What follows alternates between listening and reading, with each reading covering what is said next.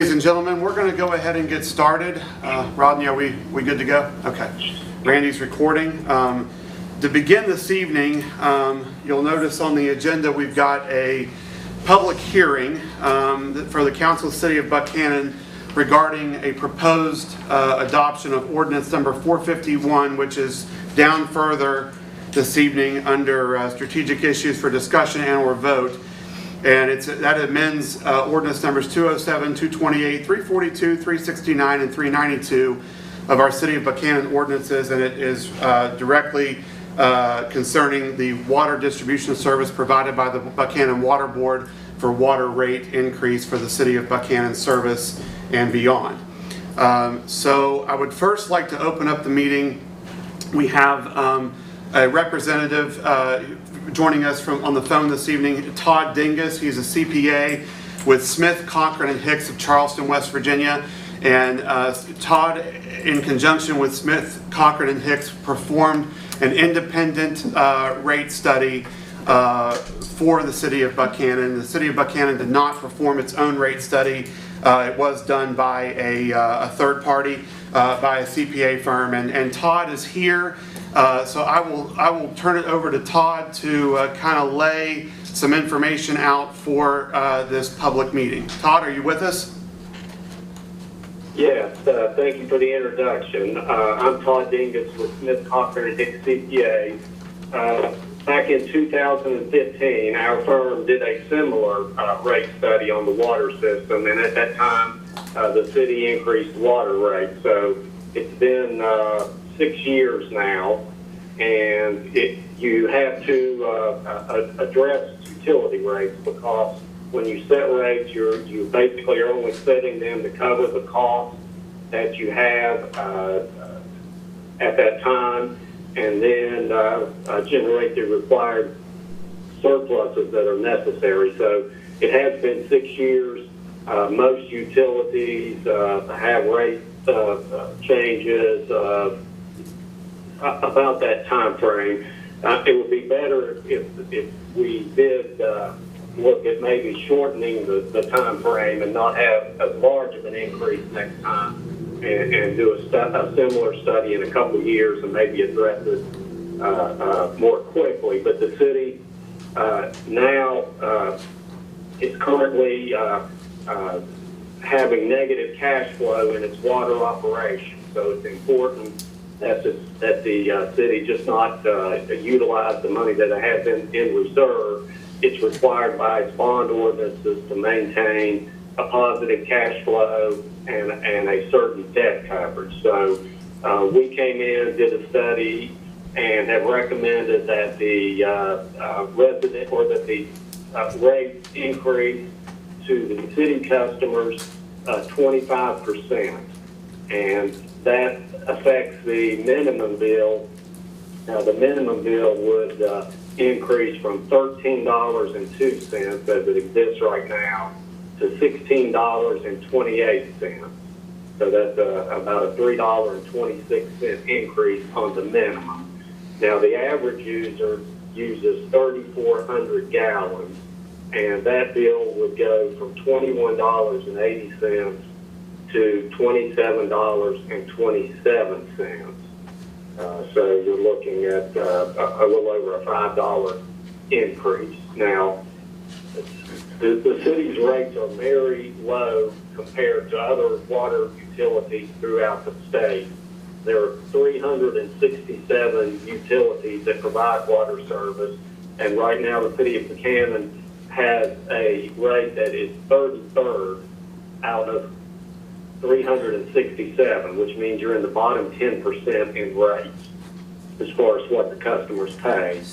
Now, even with this increase, it will only take the city to number 61 out of the 367. So what I found during both of my studies that I did 6 years ago and the one that I recently completed is the city operates a very efficient water system and provides quality water service to both its customers and the resale customers that the city sells to the bulk customers that are outside the city.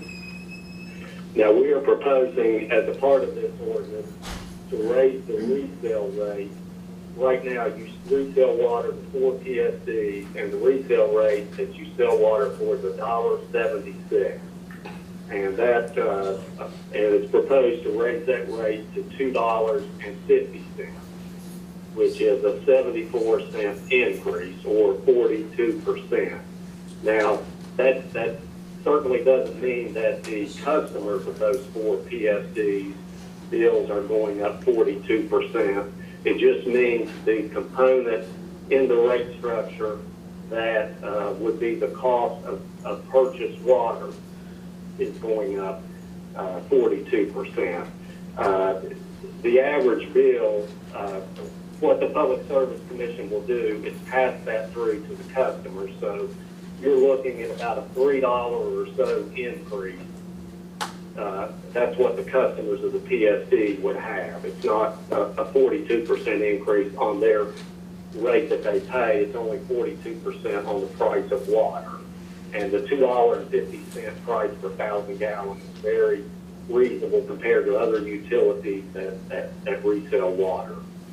But I feel that this rate, if it were adopted, would set the city in good financial shape as far as continuing to operate their utility and being in compliance with all the rules and regulations as it relates to production and distribution of water, and meet all of the requirements of the bond indebtedness that the city is under in the money that it borrowed to construct parts of this plant. So, I mean, that's a very quick analysis. What happens is we submit this to the Public Service Commission, and the Public Service Commission will review it, and if it's approved, these rates will go in effect approximately 45 days from adoption. So can I ask you a question? The $2.50 or the new rate for the PSDs, did you rate that as, you know, the number of PSDs in the state where that falls? You know? No, I didn't determine. I know that there are several that pay a lot more than $2.50. Unfortunately, I don't have a ranking of all utilities that resell water and how the $2.50 rate compares. But based on my experience, and I do this in a lot of cities and a lot of public service districts, this $2.50, that's very reasonable. Todd, the 367 number, that is representative of municipal water services as well as public service districts. That's all water entities in the state, correct?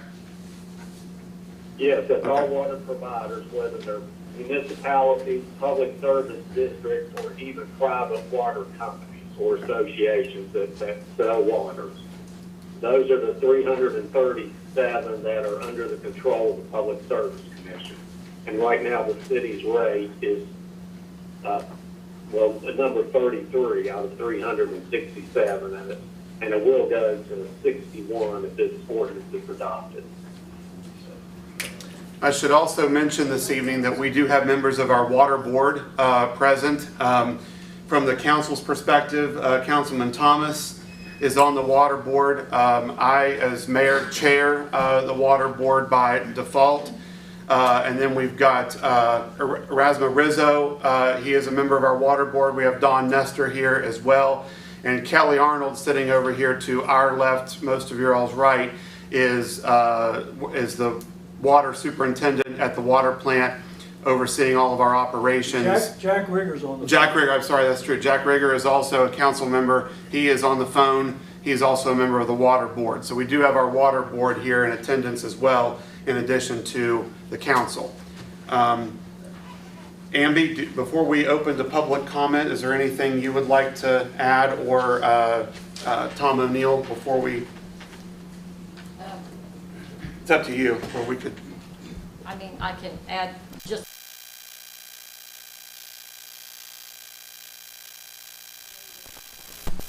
probably this rate increase a couple of years ago. stay long. With COVID and drops in usage, that really affected our cash flow. And in fact, we ended up letting one CD close out now to put funds back into the money market. And then we have to meet our requirements of House Bill 234 and then the Senate bill, which I'm sure all the PSDs are aware of. We have to put back into reserve. So we're using our CDs right now to meet those requirements. So we're going to use some of that money from where we closed the CD to put back in to meet this year's requirements of that Senate Bill 234. So we will have to continue to put into the reserve, and that's required by the Public Service Commission and West Virginia State Code. And that was a change this year, wasn't it, Amby? The Public Service Commission required certain things with the bond covenants and also funding depreciation. Is that correct or not? Yeah, it's been a couple years since they've started this House bill up, so yes, we're trying to abide by the rules. And I think one of the other things that... Yeah, and Andy, if I could jump in, that Sure. wasn't a requirement when we passed our last rate ordinance. That's right, So we did not. a large portion of this rate increase is meeting the requirements that the legislature set down in Senate Bill 234. And basically what that requires is that utilities must generate through rates 12.5% of their operating expenses need to go in a cash working reserve account. So a large portion of this rate increase will be funding that required account. It'll be the city's money that have to be used the way the Public Service Commission deems that it needs to be spent. So that is a large portion of this increase, is meeting the obligations that were passed as a part of the law. Thank you, Tom, for explaining that. And I think it's also worth noting that, I think it was, what, Amby, a year and a half, 2 years ago, that we have operators class 4, and that is the area that is extremely competitive, and people are always looking to hire our people away to another district, Weston or Bridgeport or whatever, and that we have to be competitive with our salaries. So we needed to have an adjustment. When was it, Amby? A year and a half, 2 years ago? Yes, yes. And, we just can't pass along those adjustments at that point in time. We have to wait until we have an increase in the study for what's happening for the future. And I do think there are some other issues that we're going to have to address long term. We've talked about all of the utilities need to take a serious look at not waiting 5 or 6 or 7 years for increases, but we have to be sort of reap what you sow. And we got to keep up to speed with the repairs on the physical plant and so forth. So I think this was a reasonable increase, and we debated about it for a long time with the water board, and it was a unanimous recommendation to the council. And hopefully people will see that we're trying to do a good job to provide them a good resource at a fair price. Thanks, Dave. Okay, let's move toward our list here who have asked to speak to us this evening relative to the rate hearing. First up from Elkins Road PSD is Carrie Wagner. And if anybody would like to speak at the podium where we have a microphone, that would be much appreciated. Hi, Carrie. Hi, good evening. I am Carrie Wagner with Elkins Road Public Service District. We're just here this evening to just hear the discussion, and we have already been fielding phone calls from our customers because they're reading the papers and they're hearing it on the news and everywhere else, wanting to know, are we going to be paying these kind of rates? And of course our answer is going to be yes, we're all going to be paying these new rates. So it is going to drastically affect us at the Elkins Road Public Service District and our 1,262 customers. And while you discuss rate increases with the city, We also are dealing with our own going rate, project rate increases, and now we're going to be faced with doing a pass-through for the increase here in the city. And I guess I only have just a couple of points that I would just address or make. I know that we met here multiple times in 2014, 2015, and discussed the rate increase back in 2015. And I don't feel like that the communication has been very well addressed by the city to the PSDs. And I know that everything has been kind of crazy this year with COVID, and we've used that as an excuse a lot of times. And I mean, I know that we could have called in to some of the water board meetings, but it seemed like in March we seen one thing, and then April something else came out, and I don't really know that we was fully made aware of the change from 25% to 42%. And I really think that that was a little bit disappointing from you, that you didn't make a personal contact really back to us. And I don't believe that happened. You didn't invite us to come to a meeting. You didn't say, you know, we've got this going on. I feel like there's been a communication breakdown. And that makes it very difficult for us then to be able to discuss things with our customers as they call in or as we start to go through the rate increase. And again, I know that it's been an odd year. We've all had to deal with a lot of stuff that we've never dealt with before. But I really think we failed here. We're not part of the process, the decision-making process. I understand that we're not. I do understand we're not part of the process of making the decision, but it would have been helpful, just like in 2015, if we, yeah, to be part of the conversation. if we would have known sort of what was going on ahead of time, because then we could have been a little bit more prepared. As we're starting to, or, you know, in March, we're preparing our budgets for our coming year, and I mean, we really didn't realize that all this was coming down. I mean, as I said, in March, we felt like it was 25%, and then all of a sudden, towards the end of April, we're starting to see documentation that's 42% for us, which seems drastically high, just to when you hear that 42%. It's just difficult to try to face and deal with. I do see that you are also trying to comply, as well as we are, to fund the CWCR, and there's a lot of confusion over that. We are kind of led to believe, and I don't know, and maybe he can shed some light to that, but does this fund ever get fully funded? I mean, will it ever be fully funded, or every year there's going to be this certain dollar amount that has to go to that account? Todd, can I answer that? Sure. Yeah.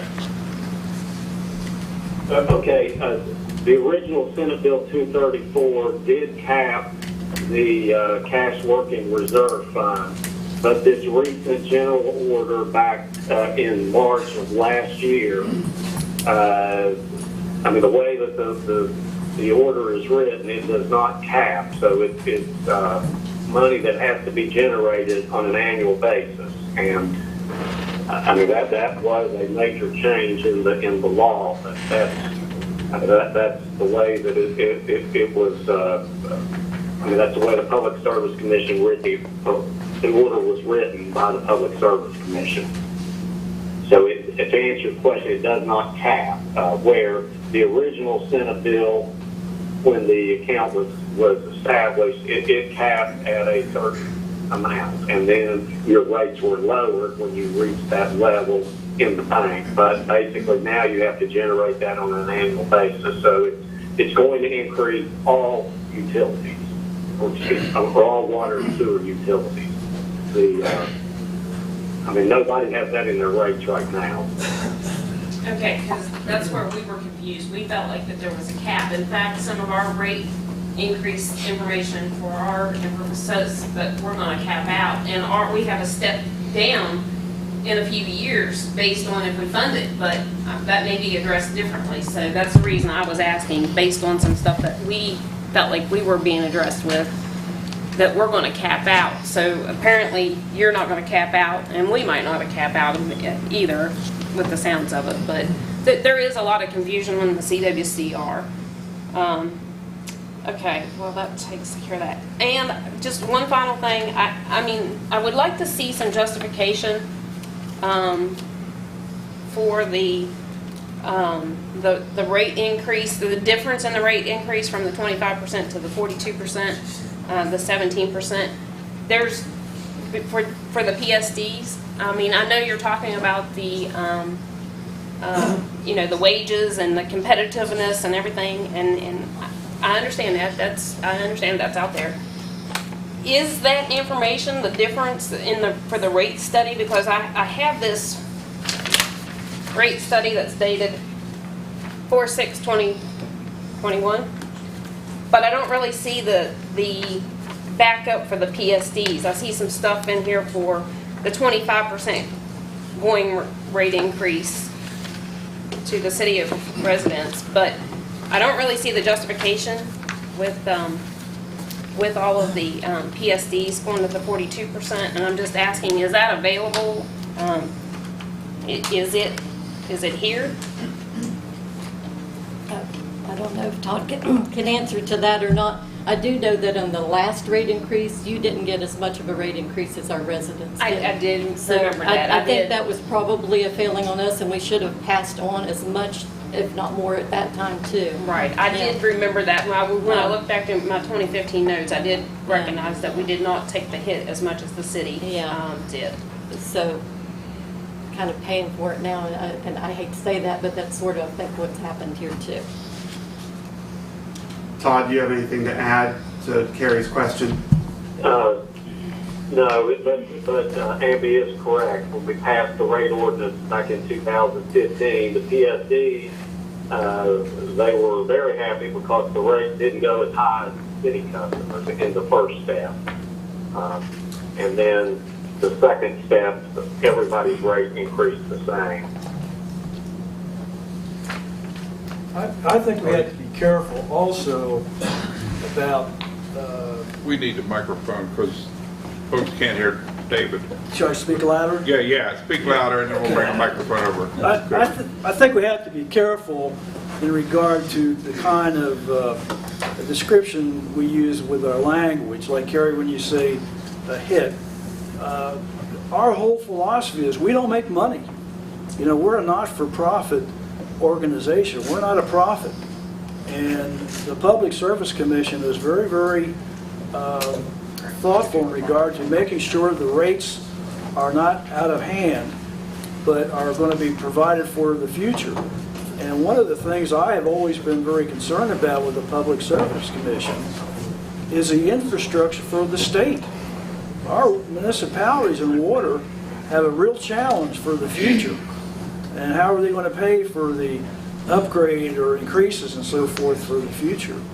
And this infrastructure challenge is not just for water, but for a lot of our different services that we provide to our city residents and beyond.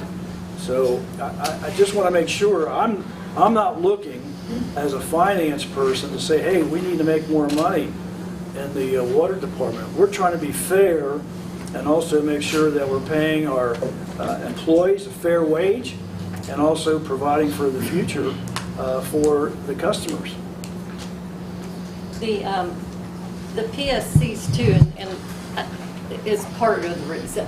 You know, that raises the amount of customers that we serve and ups the population, which in turn made our plan a Class 4. So we have to maintain Class 4 operators. Class 4 operators are hard to keep. The bigger companies want them, they headhunt us, and they get them, and then we have to battle that. You've probably been there, seen it, done that. We know that. We even see that with just WD classes. I mean, the lowest one almost that there is, they're snatching them up, even just to come be meter readers for way more than what we can pay them as a WD. So, I mean, we're all being faced very much in this whole thing, and it's something across all the state. I talked to lots and lots of municipalities and PSDs all across the state, and it is something that we're all being faced with. And I don't disagree with you, Mr. Thomas, that we're going to have to pay for this. I did even tell that to a group of people a couple years ago at West Virginia Wesleyan College after the Elk River poisoning from the plant. And they were all, you know, there was a group that met over here at Wesleyan and you know, protect our river. Let's do this, let's do that. And I stood up and I said, you know, I want to protect my river, our rivers, all across the West Virginia, all across the United States. But we're going to have to dig very deep in our own pockets. And we are. And that's going to be to pay our water bills and everything. That's not going to be just, I mean, that's going to be across the board. The days of free money for upgrades and projects and things of that are not in existence. We are struggling right now with a project that's $6 million. Only 1.5 of that was a grant. All the rest of it we have borrowed and we'll be paying on it for the next 30 years. So it is something that we are all facing and we're all going to be paying for it. So I just wanted to represent our customers and say that we're a bit surprised, but we're going to all have to just deal with it. And I would encourage you though to try to give us some information on the. I know that you're saying the difference in the rate increase at 2015 to now, but there's got to be some numbers that has to help back this up, and I'd really like to see those because it will help justify additional stuff for us too. I mean, a piece of paper that has a bunch of words on it is a whole lot. It's not as easy to justify as seeing the math and where it goes back to. And Well, I guess the rate study that was, you know, conducted is what drove us to these decisions, drove that board to the decision. well, right, I do understand that, but Right. I don't really see in there where it breaks down the difference between the going rate at 25% to the difference to the PSDs at the 42. And I do understand there's some flexibility there from the 2015 rate increase that we went lower. So anyways, I would like to know if, not tonight, just if you have it, we would be interested in seeing it, okay? Gary, can I ask you too, from being a reporter, are you currently getting copies of our minutes via email or copies of the meeting announcements? Yes. You do? They're coming to our Okay. office. They're coming to our office too. So you're aware of when our meetings are, and you can join them virtually. So we encourage you to assign, maybe appoint someone to attend our meeting virtually, and just call in, and you can always be up to date as to what's going on. Ask questions. You can, you know, certainly take advantage of that opportunity. They can be here in person too. You can come in. Oh no, you can come in person, but our meetings are, the water board meetings are 7:30 a.m. each, which The second Thursday of every month. and you're very welcome to attend in person. So if you'd like to have your PG, We've been doing that for I years. do realize that. I Yeah. realize. Yeah, I do so- realize that. I wasn't Right. trying to criticize Right. over when you have your meetings or any of that. Yeah, I just felt yeah. like before, we actually have a little bit more of a one-on-one instead of, okay, here it is through an email. Things get lost in emails, Good point. especially Good when, point, yeah. especially when we're also very busy. Point well taken. You're very busy. Communication has gotten, not focusing just at you guys, but communication is terrible across the board. Point well taken. Yeah, very good You know, point. It is. If you would have just please reached out, it would have been a little bit better than an email. Well, and we appreciate too, finally now from all three PSDs and one association, we've now finally gotten to, we now receive everybody's minutes. And that was trying to get everybody to submit their minutes to us. You guys have always been great in submitting your minutes to us. And we, when Mayor McCauley was here and I served on the water board, I know that was a big initiative at one point to try to get as much information sharing as possible via minutes, because those are public record. So I appreciate the fact that all of our water board members now have the opportunity to review the minutes from all of our public service districts. And so we in turn, we submit those out as well, just to make sure that everybody tries to see what we discuss here, because not everybody can be at our meetings. It is appreciated because, it helps us even communicate between our PSDs. Like, oh, well, they're dealing with that. Maybe Right. we could call and talk to them about it. It has opened up some different avenues, but But it can always be improved. So that's we right. will- I think that we've just gotten lost in emails. And, Yeah, absolutely. Amen. yeah, so, all right, thank you Thank you all for coming. Thank you. for your time. Thank you. Have a good evening and be safe.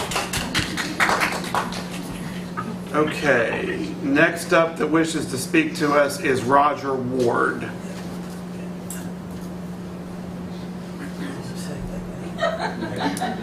She stole your thunder? Yeah, she stole my thunder. I'm Roger Ward with the Hodgesville PSD, and we were here for the same basic concern, the 42%. We didn't understand that as opposed to the 25. We feel that that's too much, for us to pay. And we're kind of in the same boat as the city. I think we've always kept our water rates too low to our customers personally. I've always felt that. As Bob is our president, he can attest. We discuss that a lot. So we're kind of behind the curve, the same as the city, trying to keep rates low for the customers. And got ourselves in trouble a little bit doing that.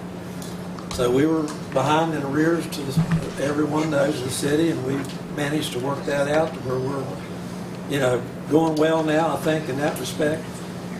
And this isn't even part of this meeting. I have some things to say, maybe I shouldn't even say them. So I just feel that our public service district got a lot of bad press due to the situation of the money that we owed the city. And I think a lot of that was brought about by some former employees, not you guys, just my feelings. So I just wanted to let that be known. And I worked for Suddenlink, okay, a major company. We had systems all over the state, different states. So I know it takes a lot of money. It takes a lot of money to run any operation. Like you said, like David said, it takes a lot of money to maintain everything. Most of the people don't understand that. Customers they don't understand. They just know my water bill went up $5. Gee whiz. You hear it, I hear it, everybody hears it. And I've been retired from Suddenlink for 5 years, and I hear it from every time I see somebody. Because, that's just the way it is. And people don't understand how much money it takes to operate an entity, anything like this. So we just, construction, maintenance costs are very high. We found that out. We don't have our own guys that do the work. We have the contractors that does the work, and all that costs money. So it's kind of a struggle, like she said, to the public service districts that we have to pay this 42% on the every 2,000 gallons that we purchase. Now, we do have, and I know every system probably has leaks, water leaks. We lose a lot of water that way. We know that. But our public service district, we're trying to address those issues. And I just can't. It's hard for me to sit. And when they talk about the public service district, Hodgesville Public Service District, that to me, they're talking about me too, because I'm on the board of that district. So I don't know. You guys probably feel the same way. And it's just I don't like that. And that's the bad press part I'm talking about. I had someone the other day, no names, someone said they're going to call the public service district, because there's a leak, it's been for 2 years or whatever. We had checked that leak out. It was surface water, there was no leak there. But yet whoever this, not a city employee now, is going to call the public service district. So that's the part that I don't like. And when I worked with Suddenlink, I mean, we had to answer the public service district for everything. It's nothing like here. This is small stuff compared to what, you just different things. People get mad. They don't like to pay that rate. Every time something happens, they call in, about something. Some of it's justified, some not. That's what I'm trying to say. So, we're doing the best we can. We hope we can. Our rates is going to go up substantially too. They have to. We understand that. And we just now added a rate increase, as you all know, I'm sure. That's helped us to, hopefully now help us to where we can see the light of day a little bit. But now we're going to have to add another so much to add for this extra. This is before your rate increase I'm talking about. Right. So we're actually, naturally, we're going to have to add some more to our customers. They don't understand it. I'm sure they won't like it. We just do the best we can. But I'm not here to complain, because I've been in your all's seat. I know what it's like to have complaints. And you said, David, we're not in it to make money. I mean, everybody's got them. I mean, you have to make some money. I mean, you have to. I feel that's where we got in trouble with our low water rates. We got behind the curve. We're substantially lower, I'm fairly sure, than all the other public service districts in the county. Roger, if I may add something. Yeah. Thanks for being here, by the way. Sure. And with what Kerry Wagner had to say, there's a common thread here about the need to enhance the communications between the water board for the city and then the public service districts.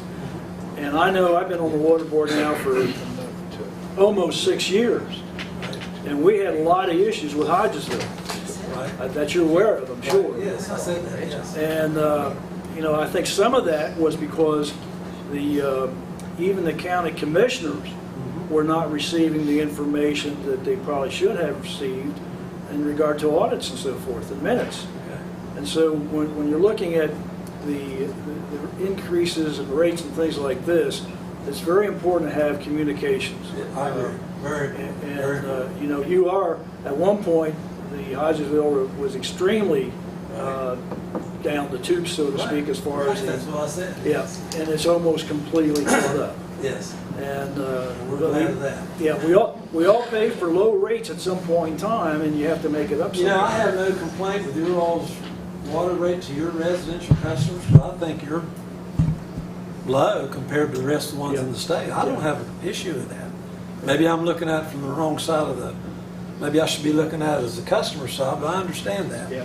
And everybody, I think, understands that. I have a lot of friends that say how inexpensive it is to live in Buckhannon. Yeah, they don't. Looking at the utility. People don't realize, so I know there's a lot of money it takes to run anything like that, so that's basically all I wanted to say, so.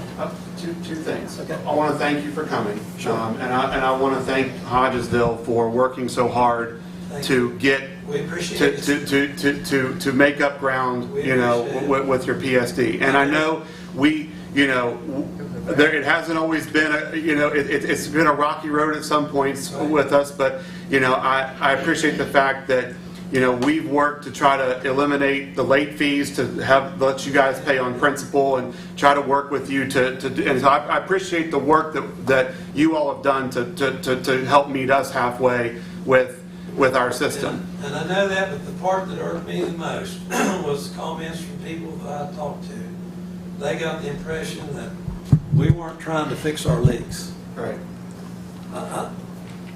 We weren't doing anything. We weren't, and that wasn't true. That was not true by any stretch of the imagination. Well, as you said, we can't change the past, and That's what I just wanted to get that off so. to let you know. But I appreciate everything you're doing now. And the second thing I wanted to ask, maybe you and Carrie, and I don't know this, and maybe this is beneficial, is there a public service district meeting where all of the public service districts, maybe a couple times a year, get together and just, I can't tell you. would that be something that, I'm not trying to open a can of worms, I'm just asking from a communication standpoint, would it be beneficial to everybody twice a year get together and just compare notes? Well, we kind of initiated that back in 2013 or 14 or 15. We tried to meet a couple times a year. We even met out at the event center one night. That was probably January or 2015, actually. We've been here. Sorry, I called. Sorry. No, no. We've met here in this Sure. chambers. I'm finished talking, so she can come over here. Thank you. Sorry. It's okay. Thank you. Thanks, Roger. You're welcome. Thank you. We have met in various places, but normally it kind of, the city kind of initiated it because we're purchasing your water, you know, and so it was all that. But the PSDs, we do get together some, not necessarily Hodgesville, but we are together at rural water conferences and different things, and we do communicate. We communicate with Mount Hope. We communicate with Adrian. You know, and this just last week, Terry Gould was out at the office, and we gave them 500 meters that we just took out of service because we upgraded to radio. So I mean, we're sharing things. We're trying to share communication. But it would be, I like the idea, and I don't know where we got away from that, of meeting once or twice a year together. Because then we can tell you what we've got planned for the next 5 years or next 2 years. You could do the same thing. Hodgesville, Adrian, Mount Hope.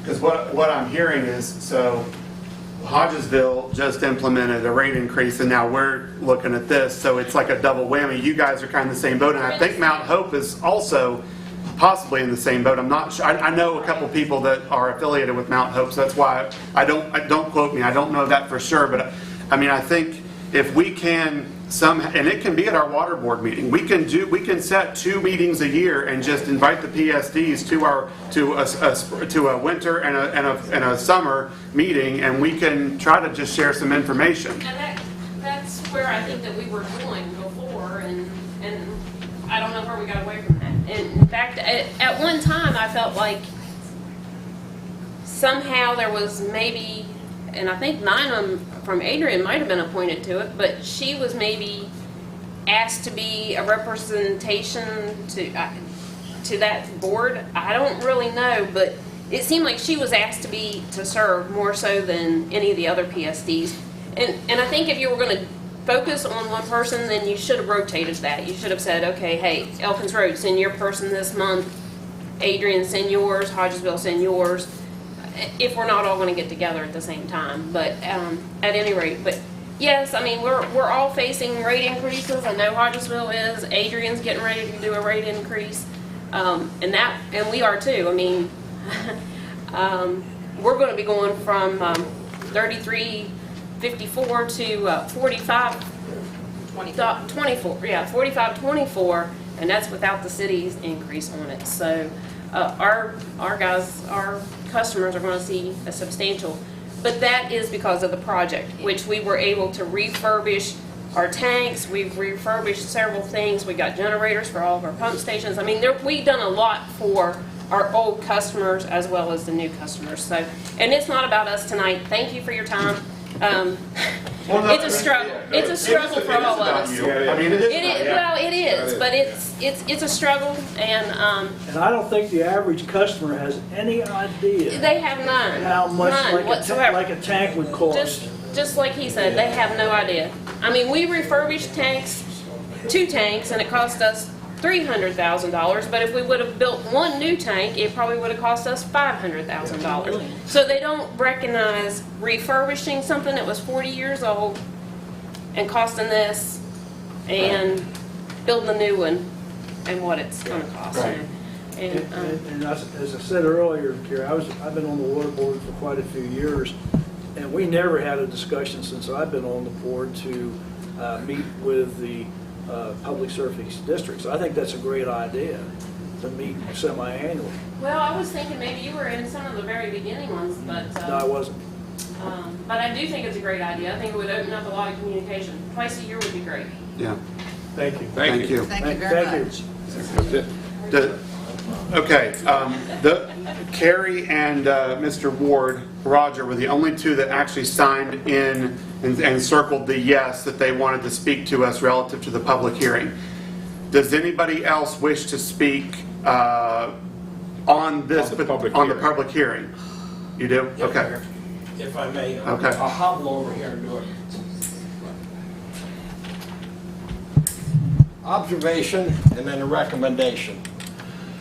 Years ago, maybe 6 years ago, when I was taping these meetings, the idea was floated that we address the water rate increases every 4 to 5 years. And I think that ties in with what Mr. Dingus was saying earlier. So my observation is, we still remember that. Also, I'm on fixed income and a lot of others are too. We can handle small increments of increase to keep up with inflation, which you guys are pretty good doing. Way in the back in the history, it would be 20 years before I got a rate increase, and boy, it would just kill us on fixed income. So that's an observation. My recommendation would be to stay with the 4 to 5 year game plan instead of 6, like Mr. Dingus was saying. And that's the end of my comments for now. I will address again when the regular meeting starts. All right, Thank you. And to your point, and Mr. Dingus also hit this, but Councilman Rigger has also made this observation and suggestion, not just relative to water, but to all of our enterprise boards, that we need to continually look at these every 3 to 4 years to keep them from staying stagnant and then having to take a larger rate increase. But to also rotate them so Right, we so don't do waste and sewage and water in the same year, and then your bill goes up exponentially. It's been 20 plus years since we've increased the city police fee. I mean, so we understand that we've got work to do to try to regulate some of these things, but without putting a very high, large burden on our customers and our residents. So it's a balancing act, but we understand and we're working to fix the frequency issue. Okay. If nobody else has anything that they would like to bring up during this public hearing, I want to thank everybody for coming relative to it.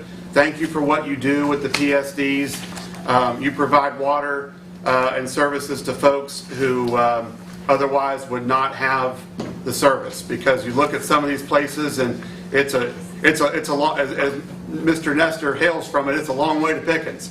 And folks need water to survive. So, Mr. Dingus, before we conclude the hearing, is there anything else you would like to say to the group?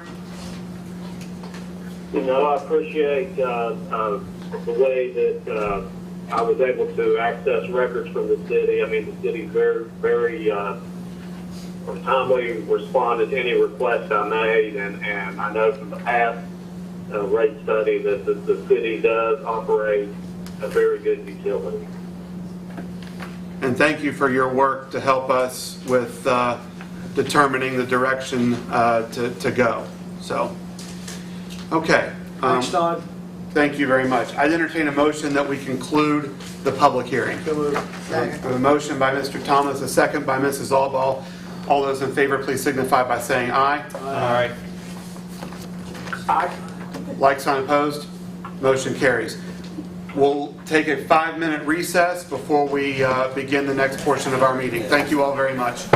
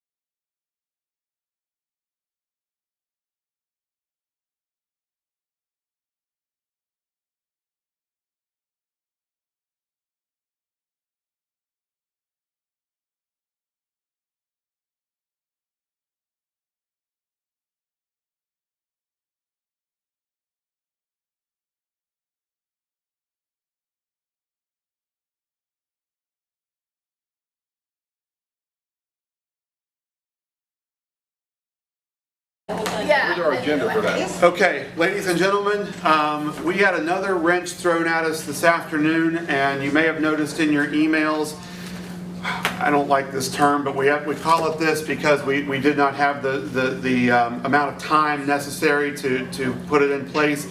We are calling at 8 p.m. an emergency meeting of the city of Buckhannon to discuss an item you may have seen on the news. President Biden signed into law today that takes effect immediately tomorrow, and a federal holiday. It is an observance of Juneteenth. It is normally June the 19th, but it is actually being observed on June the 18th because of Saturday being Saturday and tomorrow being the work day that would be observed. So, the Governor Justice accepted and adopted it within West Virginia State Code. And so we, as a municipal government within the state of West Virginia, are here to determine how we are going to move forward with tomorrow being a federal holiday, that being Juneteenth. And the reason we are calling this emergency meeting is we have a very short agenda. It is a one-item agenda. It is on the back of your actual meeting agenda, to amend the city's holiday list to include June 19th, observed on June 18th, which would be tomorrow, Juneteenth. I'm going to defer to Mr. O'Neill to walk us through this process. Thanks, Mr. Mayor. West Virginia Code 2-2-1 sets out all of the legal holidays that exist in the state of West Virginia. Subsection A15 of that list lays out any days that are proclaimed by the governor or the President of the United States as a day of special observance or Thanksgiving. In light of the federal law that was just signed into law, the governor's proclamation from this afternoon, there is sufficient ambiguity regarding whether or not that automatically creates a new holiday at the municipal level. It's a little bit of an ambiguity because the city adopts its own holiday list every year, and all of the federal and state holidays are already included on that list. So the cleanest way to deal with this situation is to just amend the city's holiday list to include this new holiday, and that's the recommendation that's before the council. Thank you, Mr. O'Neill. Is there any discussion on the topic at hand? From us? Yes, sir. Andy, what's it cost to pay for one day for all the employees? All of them for a holiday. I figured it up one time, it's around $40,000-$50,000 per holiday. Per holiday? Per holiday? For the whole entire city, yes, because All the holidays? the whole entire I'm city, thinking just adding one, so maybe 1,000, 2,000. no, more than that, no. We're paying double time. Anything that runs into overtime on that day becomes time and a half, double time and a half in certain areas. So it's a chunk of money. What? 40,000, 30,000. If you had Per a, holiday. Yeah, per holiday. Good Lord. well, I'd like to see this sometime, Amby, the calculation on that. Sure. But you're saying it's double time? Yeah. Because we're going to have a lot of our Well- employees have to work still, Well, correct? the ones here's the problem with tomorrow not really being prepared for it the way it was. We couldn't schedule days off, and so we had things going on. So there's going to be people working tomorrow, and they get 8 hours holiday pay, and then plus any hour they've worked on top of that, they get paid for that too. I think we should send the bill to President Biden's personal account. Yeah. This is reprehensible that the President of the United States would do something like this and not consider the organizations, the companies, the not-for-profits that have to make preparations. I mean, this is unbelievable. I saw him give a speech today regarding this along with Kamala Harris, and it was embarrassing as far as I'm concerned. I'm an independent, I'm not a Democrat, I'm not a Republican, but, you know, if anybody needs some time off, I won't finish that thought process. But this is not right for the city or the state or for any other organizations within our society. I agree with David. I just know that it's an act, this wasn't done unilaterally by the president, it was an act of Congress that he signed. Don't get me started on Congress. It was signed today. It was signed today, but All right. That's a joke.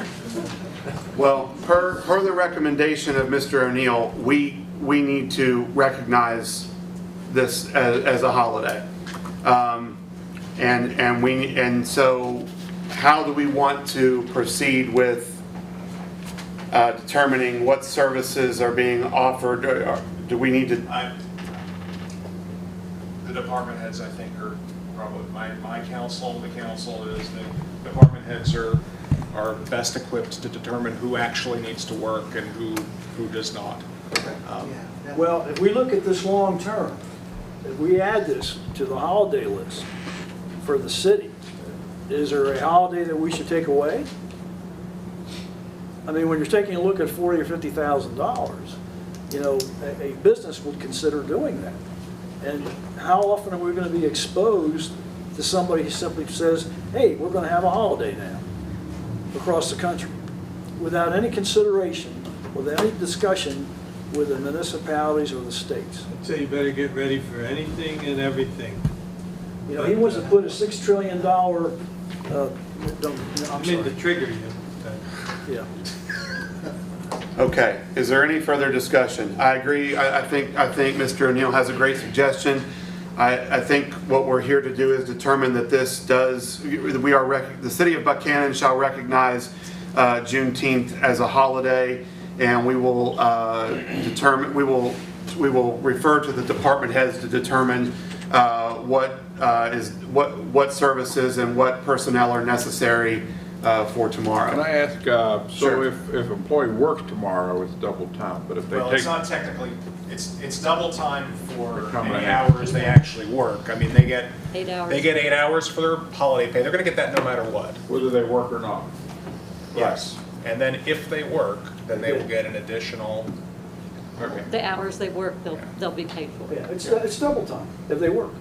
if they work So 8 we need hours. an ordinance to Yeah, accept this? but We need if a you're a full-time motion and employee and work 8 So I hours, you move- get double pay. Second. I move we add this to the list of holidays within the city.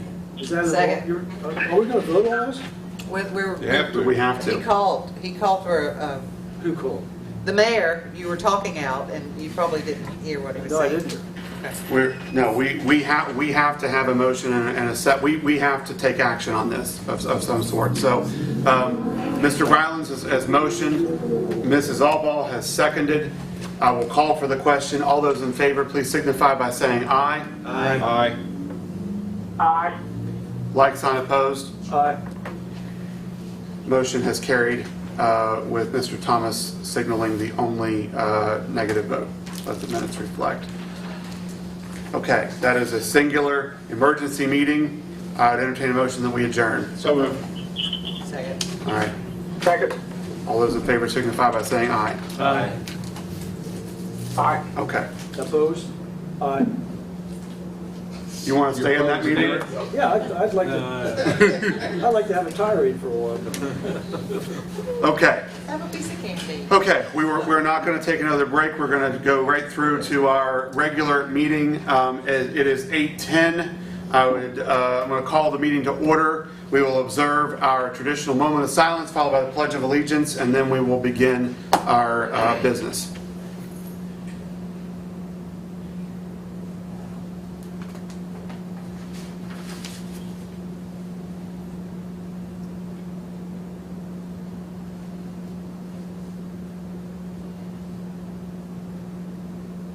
Thank you very much. My birthday twin is gracing us with her presence this evening, so I would like for her to lead us in the Pledge of Allegiance, please. Thank you.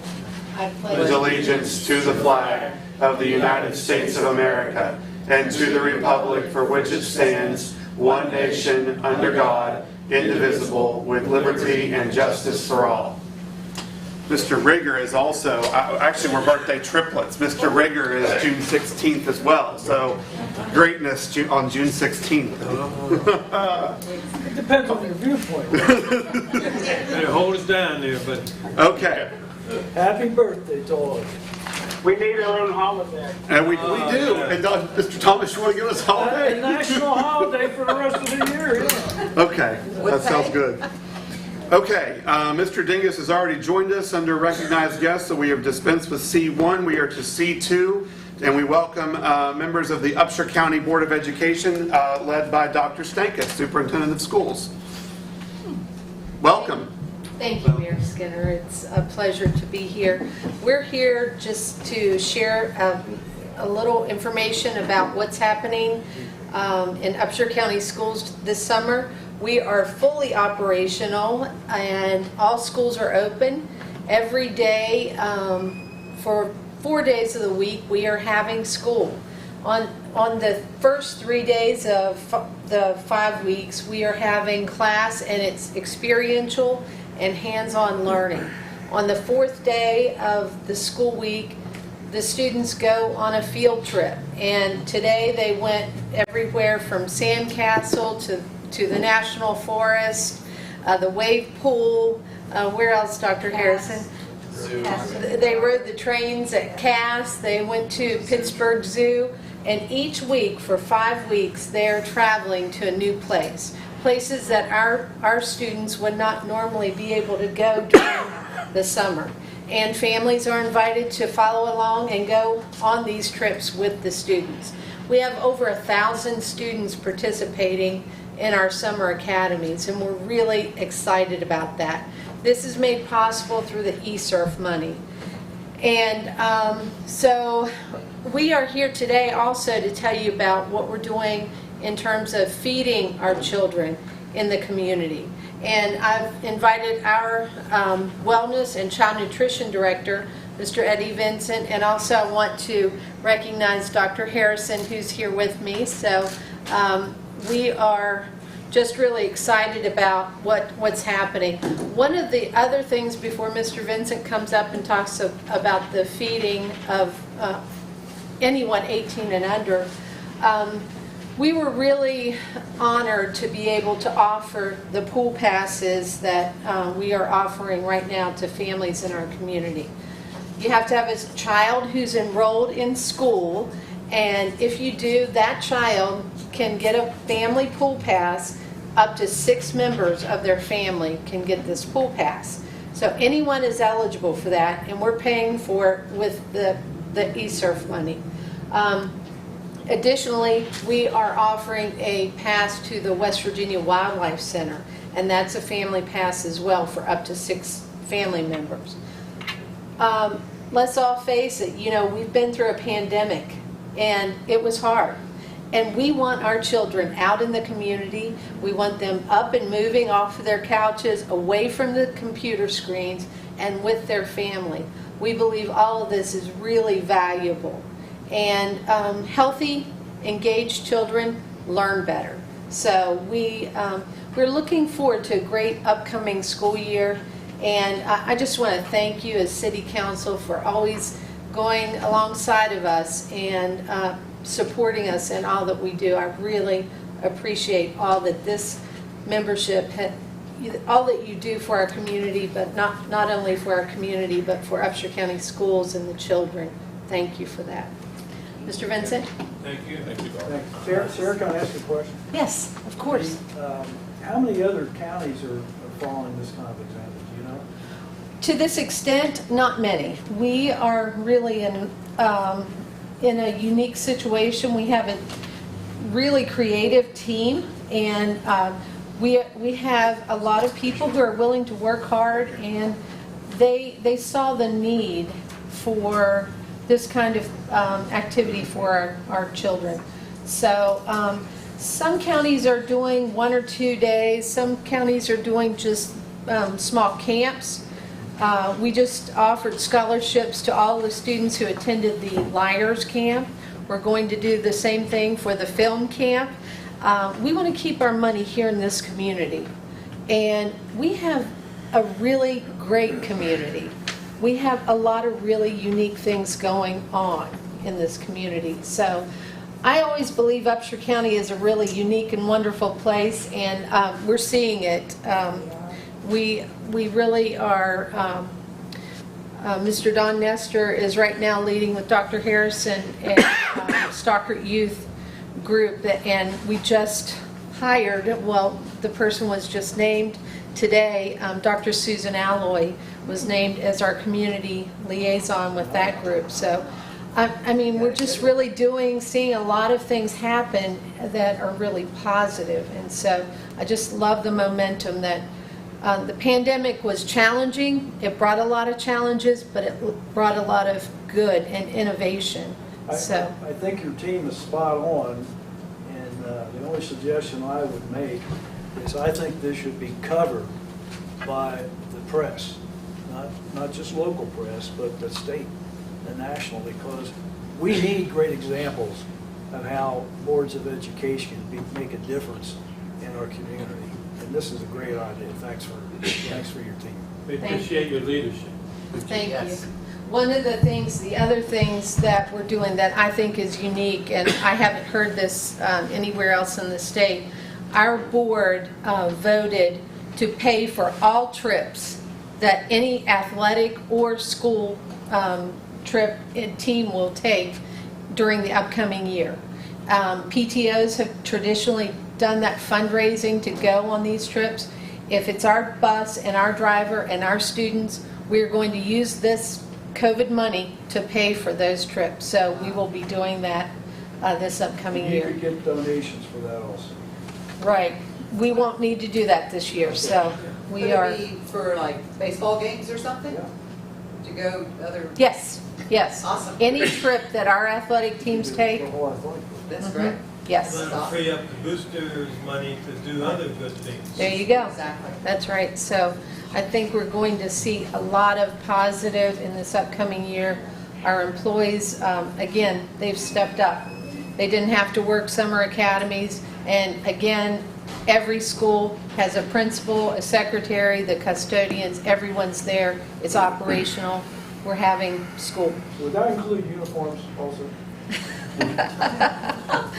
We hadn't considered that, but Well, I know there were some, I mean, in the past, there were some people that wanted to go out for cheerleading, but they couldn't afford the uniforms. And some people were giving donations for that.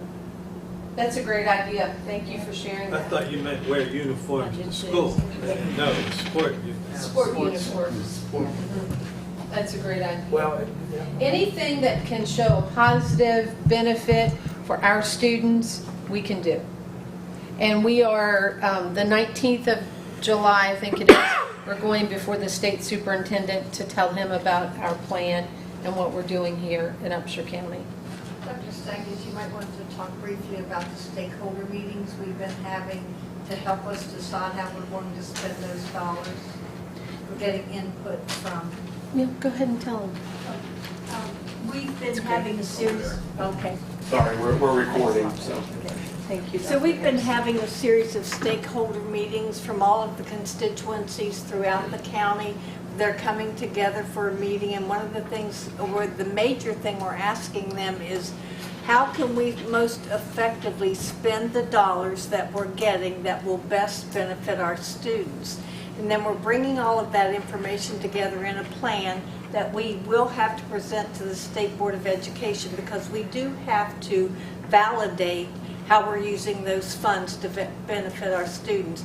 But I have to tell you, we have had such wonderful input, and everybody really takes the meeting seriously, and they'll step back for a bit and talk in small groups to identify ways that we can spend those dollars. So it's not like we're just, here, there, and yon spending the dollars. We're very considerate and strategic in how we're using those dollars to benefit the students and our county. So as Dr. Stankus said, anything that we can verify that it will have a positive impact on students, we can use those dollars for. And one of the things that they're looking at also is the mental health aspect, because we know we're facing it already, and we're going to continue facing those types of issues. So any way that we can use those dollars to positively impact the negative consequences of the mental health issues that our students and also our faculty and staff might be facing.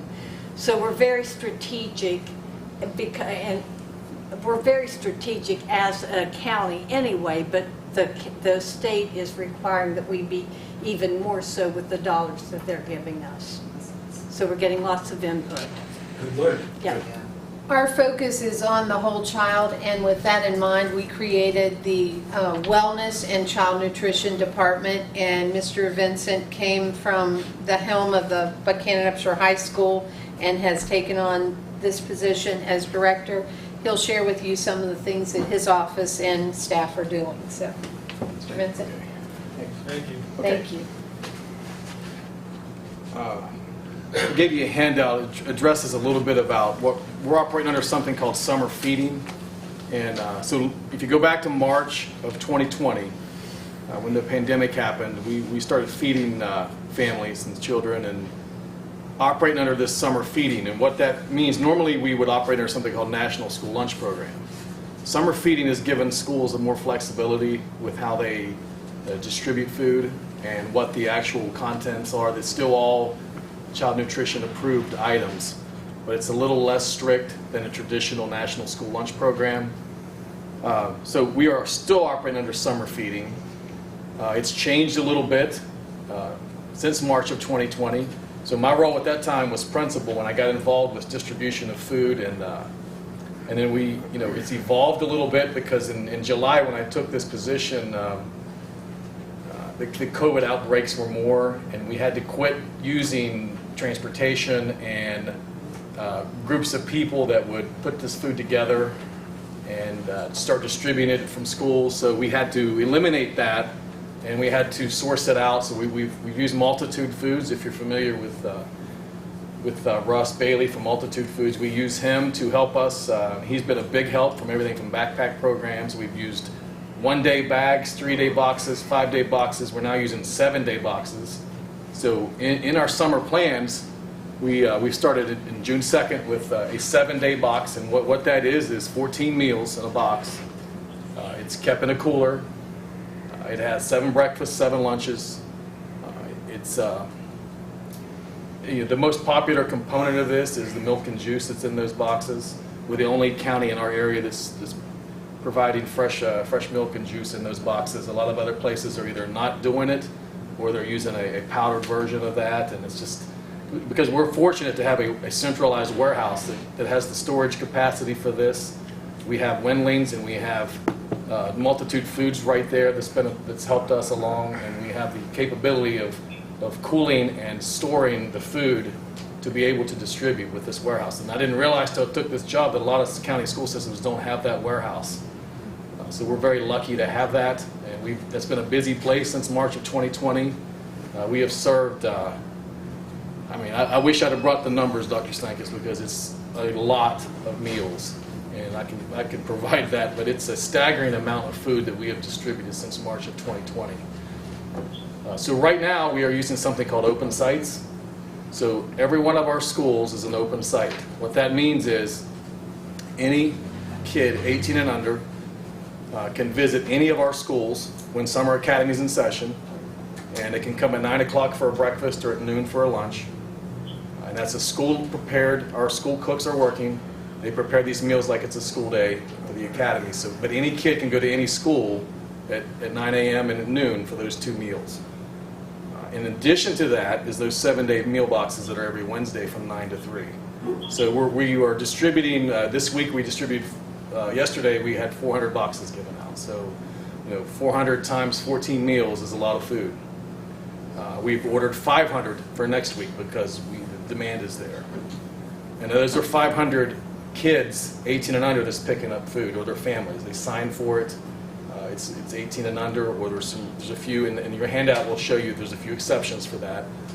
We still help out those with disabilities, or they can be up to 21 years old. So we still help a large percentage of kids. They are taking advantage of that, and they're also using the open sites. So we're getting, one of the reasons I'm here, I think, is to help get the word out. We put this out and try to publicize this, but it is growing, and with the first weekend of our summer academies of 20 days. So we are, again, providing those meals on days that we're in session. So One of the things, like Susan Harsh was here earlier, She's a social worker at Community Action, and she works with many of our students. She will pick up boxes from Mr. Vincent at the warehouse and take them to families who are in remote areas who can't get out, so who don't have transportation. So we're using our counselors and social workers to get that food out to the places that are hard to reach. One of the coolest things I've seen is the assistance that people have provided us for free. And an example, there are 3 or 4 people in our county that come to the warehouse and they have a list of kids that they're in their community, and they will sign off and pick up these meal boxes for kids and personally deliver to them. They were doing that with addition of the school buses, but now we're not running buses for food. So these kids are getting, there are people, there's a couple churches involved with this, but they are making sure that kids get what they need. So I know that most of those 400 boxes of those customers, they're the people that have been coming to get those boxes since last March. So we have never stopped. There's not been one week that we haven't provided this for students. But a teenager in Rock Cave could go to Rock Cave Elementary and eat breakfast and lunch, a hot meal, those 2 times during the day. And if you could provide this information to me, I'll put it out on our city website and our Facebook. Thank you. Or I can link back to whatever you're putting on your social media. Yeah, the handout, the front handout there will show you a lot of the basic information. Okay. So it's any day that school is in session for us in the academy, we're feeding kids. Okay. And now the other option, like I said, is they have that every Wednesday. So I don't want to say trained, but we've got people knowing that Wednesday's the day, and it's been Wednesday since March. That's the food day that people can come get boxes. And we varied from 3-day boxes when there was blended school. We've had 5-day boxes when we were completely virtual. And now we have, for the summer, expanded to a 7-day box that we're feeding them 7 days a week. So we're counting the weekends also. So we are taking care of those children. Wow. Thank you very much for everything you're doing. We really appreciate it. Can we stand up for a second? Sure. Thank you. All of us? Yeah, Good. all of us. We need to thank them, not just sitting down here. We need to thank them. Let's walk. I know. That's why We we don't have stood up and clapped. Mr. Nestor's tired of hearing me.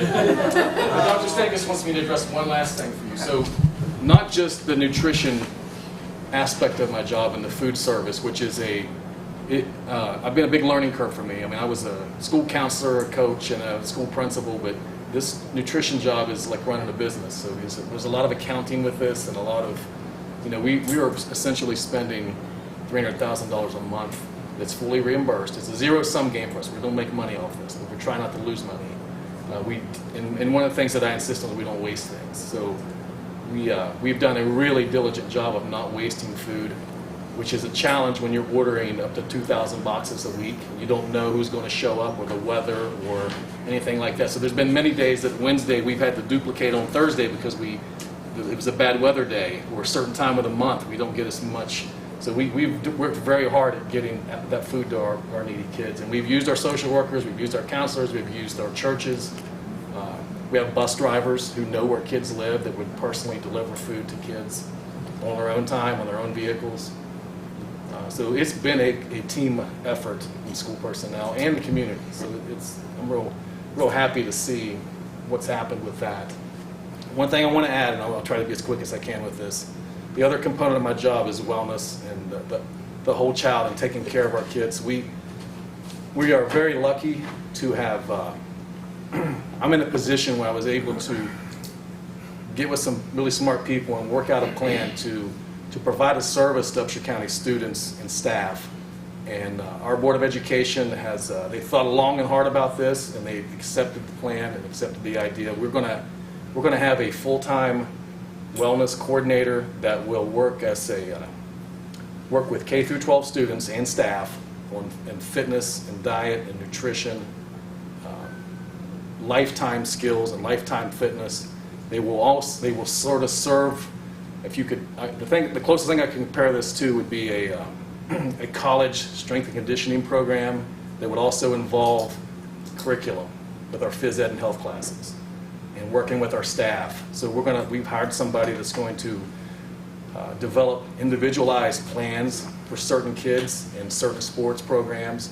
We'll have a unified program that everybody's kind of working together. There'll be a staff of assistants for this person, and West Virginia Wesleyan will be involved and provide clinical opportunities and interns for the staff. So we're looking at a staff of 12 to 15 wellness coaches coordinated by this individual that get out in schools, and it'll be a tough job for somebody, but focusing on a lot of things that should have happened a long time ago.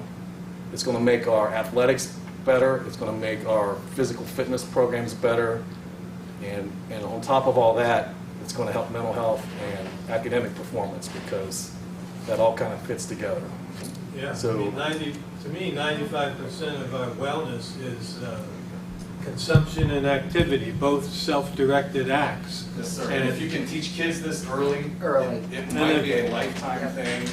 It could be a game changer for a long time in Upshur County. Yeah, that food is fuel, not something we, Right.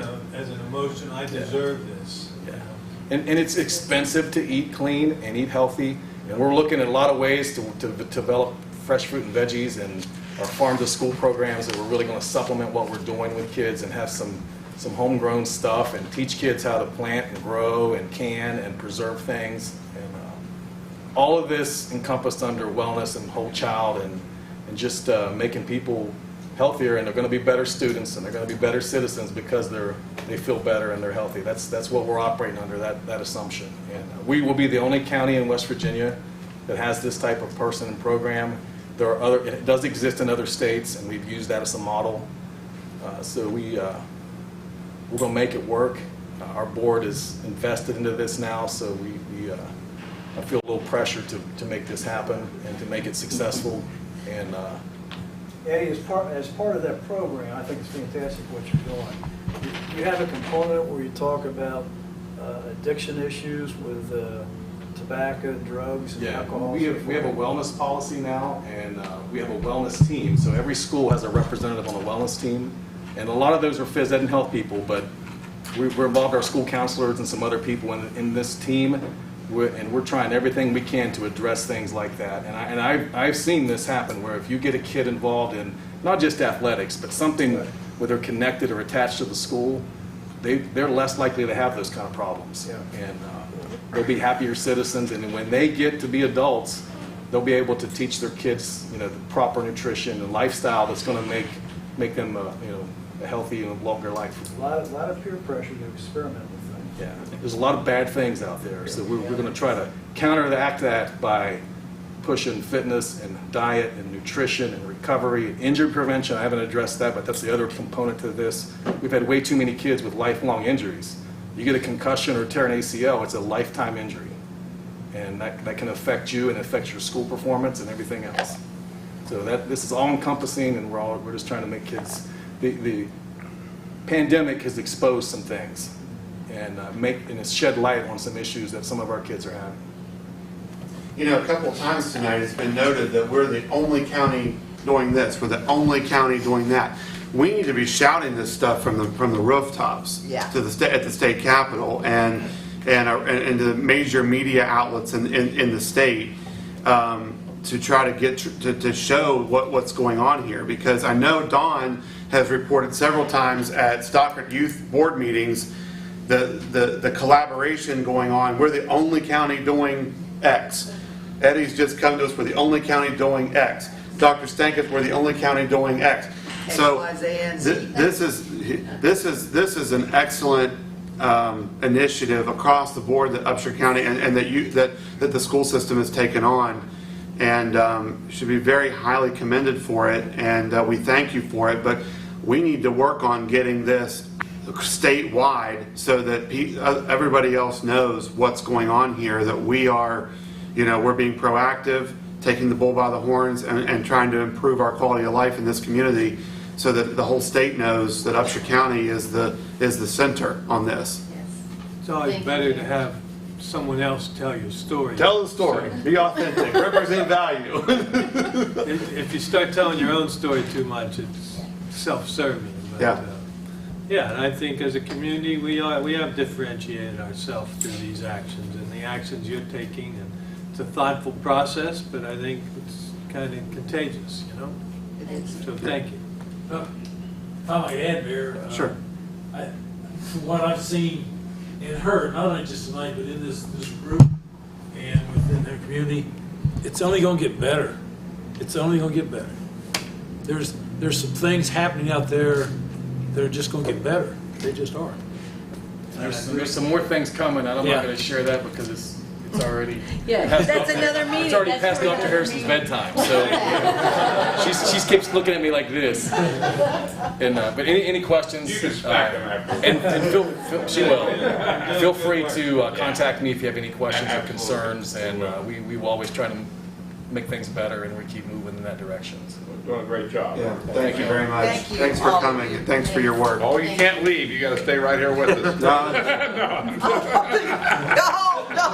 And if you need our help along this way, please do not hesitate to reach out for us, whatever we can do to help as well. And I'm sure the county commission would have open arms as well. So. And if you have situations where you know somebody's in need, let us know. We also have a backpack program. We have donations that we keep at the warehouse. So we've helped Women's Aid people. There's a lot of groups that we've been able to help. Parish House. There's a lot of things that we've been able. We really try not to turn people away. Well, Eddie, when you get a chance, call me, because I got to share some information about Dr. Stankus when she was at the beach. I will do that, sir. Okay, here we go. All right, thank you all very much. Thank you very much. Thank you, David Thomas. Okay. An executive session. Thank you, Sarah. Thanks, everybody. You're doing a great job. We got it. That is awesome. Okay. We should be dancing on top of the desk. Well, you get up on the I desk. can't get up Okay, there. before we conclude, those who just wanted to speak to us this evening, Dennis has asked to speak to us during the regular meeting. Thank you. Thank you. Appreciate it. Every year, I videotape all the veterans events for free, and when people don't show up, I'm embarrassed. Hemlock can field 100 people to Memorial Day services on a regular basis. We're lucky to see 15. Now, Dr. Stankus said a couple of things. She's right. We are a great community, with the exception of one thing. But she also said something that made me think of a solution. Let's outshine Hemlock by bringing the students to the veterans events as a field trip. What do you think? Think that would work? I like that. Yeah. So instead of just getting up there and complaining, I come up with a solution. Well, bring the students to the veterans events. Let's outshine Hemlock. They get 100, we get 15. That record's got to fall. And that's the end of my complaining. And thanks for listening. Thank you. Okay. Under department and board reports, we begin with Mr. Jerry Arnold. And you're getting the Reader's Digest version. Hallelujah. Yes, indeed. Region 7 submitted the grants. I'm working on Waste Department to do some restructuring in that department. We've made a minor repair in street to storm sewer at 178 Camden Avenue. Continue to work on the sidewalks on Smithfield and continue to work on North Kanawha. Sewer, they're continuing on the North Spring Street project. Water Department replaced some valves and repaired a leak on Smithfield. Jeff Walmsley retired June 4th, and I'll be assuming his job responsibilities at this time. We continue to be plagued by truck and equipment breakdowns there and scheduling a significant repair to our transfer station. Under engineering, just a quick cap, Jay submitted the R&R plan on June the 11th. The FEMA generator hazard mitigation 2, the manual transfer switches have been ordered. Work to begin on contract 10 within the next week. FEMA generator grant 1, the FEMA Region 3 decided to give us the additional overrun, the $250,000 requested. Binky Poundstone Riverwalk Extension 4, nothing new to report on that. City Hall roof replacement, Jay's working on the bid specs and everything for that. And the college solar array project, he is working with the engineering firm there. And that's all I have unless there's questions. Any questions for Jerry? Good job. Thank you. Please thank all the street department guys for all their work Monday night. Well done. Okay. Mrs. Jenkins. You want me up here? No, you can sit down. Sit right there. Thank you. Okay, so your balance is in your enterprise funds, May the 31st, waste collection, board money market, and checking $823,841. Their CDs $58,536. The water board money market $862,224. Working capital, which was reclassified, we're calling it working capital, $386,243. That has to do with that House Bill 234 that we talked about earlier in the meeting during public hearing. The water board approved moving $230,000 from money market to working capital in June to satisfy that requirement for this year. Sanitary board money market and checking $736,290. Working capital $257,000. Sanitary board will move $200,000 from money market to working capital this month. Stormwater fund $144,261. We finished up the annual audit report was completed. The audit reports are going to be distributed to City Council, and our auditor will be here virtually attending the July 1st meeting to report about the audit. And then we received a renewal quote for our workers' compensation insurance. Our agent went over everything with me, and the estimate annual premium total for all departments is $103,708. Last year it was $104,048. Our E-mod rating helped us some, even though our estimated wages are going to be more. So hopefully we stay on that track. What is our E-mod? Do you know off the top of your head? Don't remember the number. I'll text Jamie tomorrow. I'd just be curious to know what we are. We're getting quotes here for foundation work and doors, just to kind of get an idea how much it's going to cost to fix the foundation doors at City Hall. The invoices in your bills in your packet to be approved are ones pointing out we had several bills we paid this month. It's at the end of the year. $100,000 to the Wamsby Host Committee. $2,400 for the asbestos removal at 15 Cleveland Avenue. That was one of your problem structures, so that building's down too, by the way. $1,500 to the Department of Justice for Police Academy tuition. $6,296 to Raven Rock for new computers at the police department. $2,337 for 1042 tactical commendation medals. That must be for the police department.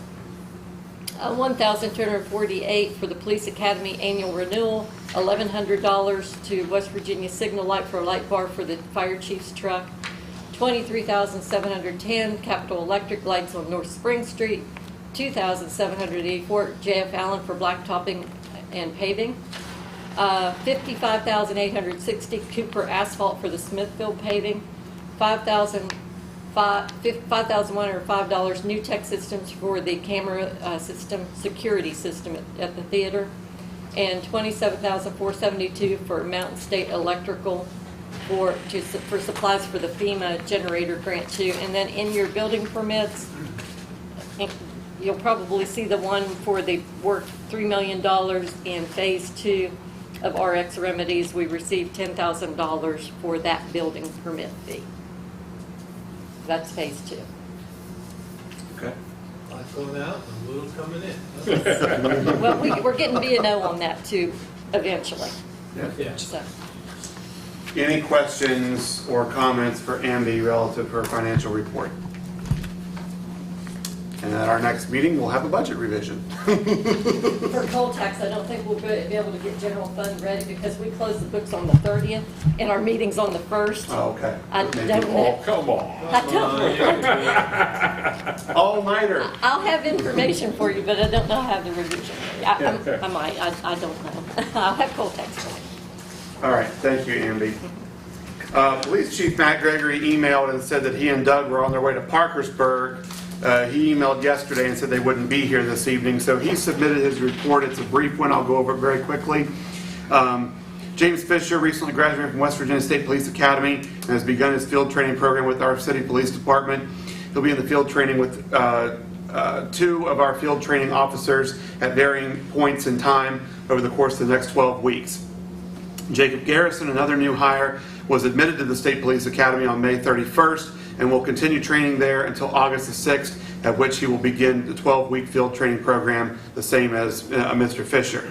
The police department continues to accept applications for eligibility list applicants and anticipates testing through the month of July. And finally, the police department has been notified that it will have its online hearing with the CALEA Commission concerning initial accreditation on July the 15th. Hearings begin at 1 p.m. that afternoon, and the Buckhannon Police Department is 5th in line to present to the commissioners at that time. The list of warnings and traffic violations are also included in the packet for your review. Mr. O'Neill deferring to strategic. Okay, sounds good. All right, under correspondence and information, we've got several different items. Notice of public hearing in the City of Buckhannon Council, Ordinance 451, new water rate changes. We had that this evening at the onset at 7 p.m. We have a notice to customers about the public hearing on Ordinance 451 as well. Mayor's proclamation for June being Pride Month. We have waste, water, sanitary, and Consolidated Public Works Board meeting time change. That is also in the packet, just as a reminder, from 4 p.m. till 7:30 a.m. Those dates did not change, just the times. City PR fireworks display to be held on July the 2nd this year in conjunction with Festival Fridays event. So we're looking forward to that. We've got also a notice of advertisement for bids, request for professional surveying services for the city surveying service project. We also have a report of cat and dog activity from the Upshur County Commission for April 2021. We've got a notice of the City of Buckhannon Police Civil Service Commission meeting scheduled for June, July of 2021. We have a few FOIA requests from Josh Hinchman, 178 Camden Avenue, Smart Procure purchase orders, and then Ann Chopiak has asked for a recording of the Consolidated Public Works Board meeting from 27th of May. We have an email from a resident regarding a fireworks display location, and then we also have a vacant building registry second notice. All those are in your packet for review. Under the consent agenda, we've got the approval of the minutes of the regular meeting on 6/3. We've got the approval of the building permits and wiring permits as Amby just went over, and we also have the approval of payment of bills as well. I'd entertain a motion that we approve the consent agenda. So moved. Second. We have a motion by Mrs. Albaugh. We have a second by Mr. Rylands. All those in favor, please signify by saying aye. Aye. Aye. Like sign opposed? Motion carries.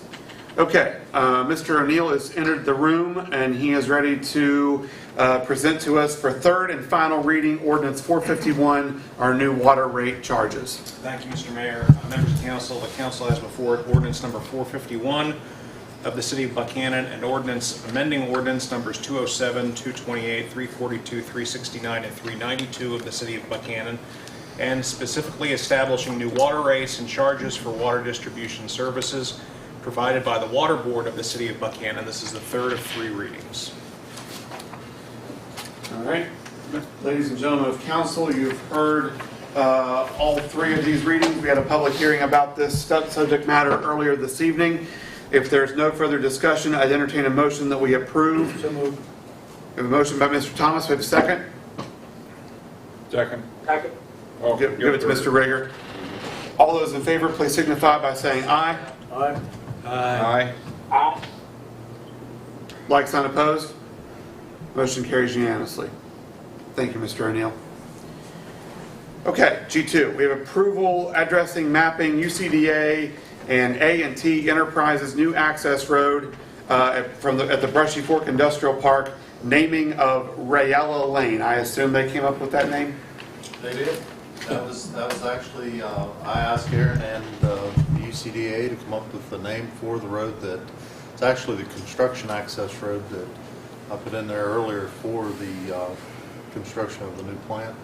So they came up with that name, and I'm asking the county, since the current Armory structure is addressed with county addressing. The numbers fit on the Brushy Fork Road. I'm asking them to also provide an address to Aaron Harris's new development based on their addressing system.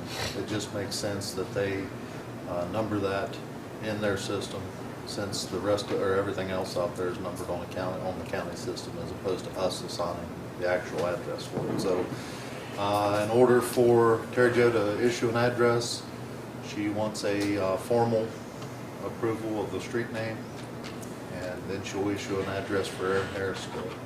Hopefully we can get it to him before he starts doing business. Okay. All right, you've heard the recommendation. I'd entertain a motion that we accept it and name the road Rayella Lane. So moved. Motion by Mr. Sanders, second by Mr. Rylands. All those in favor, please signify by saying aye. Aye. Aye. Aye. Like sign opposed? Motion carries. Finally, G3. We've had several discussions about this matter. Just to bring the council up to speed, when this request was first introduced to us on April the 15th, we heard public comment who signed up to speak at the meeting. This is referencing the rezoning application of 67 South Canal Street from an R2 to a commercial zone. The Planning Commission, we referred the matter to the Planning Commission for the Planning Commission to then receive public comment and to consider. The Planning Commission did meet. They met on Tuesday, June the 1st, and they did take public comment. They had conversation amongst the members of the Planning Commission, and the Planning Commission would then refer it back to City Council for final consideration from us. The Planning Commission would also, when they refer it, would refer it with either a suggestion that we accept the zoning change or to not accept or otherwise deny the zoning change. The findings of the of the Planning Commission, as you'll see on the agenda, they are recommending to the City Council that the City Council deny the request to change the zone at 67 South Canal Street. Mr. O'Neill. And it's important to note the reason why they are recommending a denial, and that is because the request, if granted, would constitute a spot zone, which is illegal. There are several reasons why to deny a zoning request. The main one that you would ordinarily use is because the zoning request does not comply with the comprehensive plan of the city. That requires a specific finding, which requires a bunch of other stuff that has to be done. This is a denial based on the fact that it constitutes a spot zone, which is just illegal as a matter of state law. Because originally, when this application was originally made, the representation was made that the church, the Episcopal Church next door to the property, was on board with this. Turns out the church was not part of the, or elected to withdraw or whatever. It was not ultimately part of the application. That would turn this application into a request for a spot zone, which is not legal. So that's the basis of the recommendation, which is important to note for the record. Correct. Thank you, Mr. O'Neill. Mr. Rylands, you are the singular member of City Council who is a part of the of the Planning Commission. Is there anything you'd like to add? No, I think we had an open conversation with all the parties involved, and I think we came to the conclusion, as addressed by Mr. O'Neill, that this would represent spot zoning, which is not legal, and so we directed the council to, or not directed, but suggested that this not be accepted. Okay. Okay. All right. Does anybody have anything that they'd like to say before we take a vote? No. Well, we couldn't accept it anyway if it's illegal. Right? According to Well, state code. I mean, you could, but it would be subject to being overturned by a court. If it Sure. were challenged. I mean, it would be a real issue. Yes. You need a motion. I'd like a motion to accept the recommendation to deny the request to zoning change at 67 South Canal Street. Allball and Thomas. We have Allball and Thomas. All those in favor of the motion, please signify by saying aye. Aye. Aye. All those like sign opposed? Mr. Recorder, please note that the motion passes unanimously. You stayed here all this time. Well, thanks for coming. Good to see you. Thanks for coming. We learned a lot in the process. I'm really enjoying it. You enjoyed it? There's an election coming up. Now, what did you enjoy? She said she enjoyed the process. I don't know about that. You enjoyed the whole meeting? Well, Well, no, you don't have to comment on that. I'm just picking at her. Hey, you need to give me a call. what? You need to call me one day. Okay. Well, who's over there? I can't tell. Joyce Ann and Sharon and Dean Day. Oh, how y'all doing? Yeah. Oh, come on. Okay. They're the only two left. Bye, ladies. I know them all. Thank you all They're for waving at coming. you. Say bye-bye. Bye-bye, bye-bye. All right. Ladies and gentlemen, we are down to council comments and announcements. All right. Mrs. Allball. Okay. Very interesting. Very tired, but I'm very happy. Sad about the PSDs, but we can fix that. But also signed a sales agreement for my property, my house, and so that's a blessing. Tell them what? Because I'm moving, definitely. Default. Yeah, how about that? My daughter wants me to be closer to her, and so I'm going, So do you. and so do I, need to be there, And this is in Georgia? Georgia. And I haven't lived there 19, 20 years, something like that. It's going to be a culture shock, I think. But anyways, I know that I need to give an ending. Resignation. An ending. Not an ending. I think I had that. But anyways, I will do that and present it to you Okay. for the next month. And I don't want to be recommend to anybody. I don't know how you want to go about it, Mayor. And that would be up for you all and the council to determine. Just get somebody who's good. Good. Well, we can't. Nobody's good as you, Mary. Oh, so. I know. Don't let That's the David way. pick him or her. 'Cause it'd take forever. Well, we won't say our goodbyes tonight because No, you'll still no. be with us. But Yeah, I might even come into the next meeting. Well, sure, you'll be here for I'll another still be couple- here. For another couple of months, probably. Hush, David. Don't jinx me. No, I'm trying to help you. Okay. All right. well, thanks for letting us know. All right. And Well, I think a lot of people knew I'm doing it, but I'm very private about that kind of stuff. So now I'm happy because I signed my name today and it was a good feeling. well, congratulations. So on the house. So I was going to offer you more for the house. But you You lied. Don't make me hurt myself. Okay. that close to offering you more, but missed. Well, when you let us know when your official last day is, we'll throw you a little something. So, Baking cake.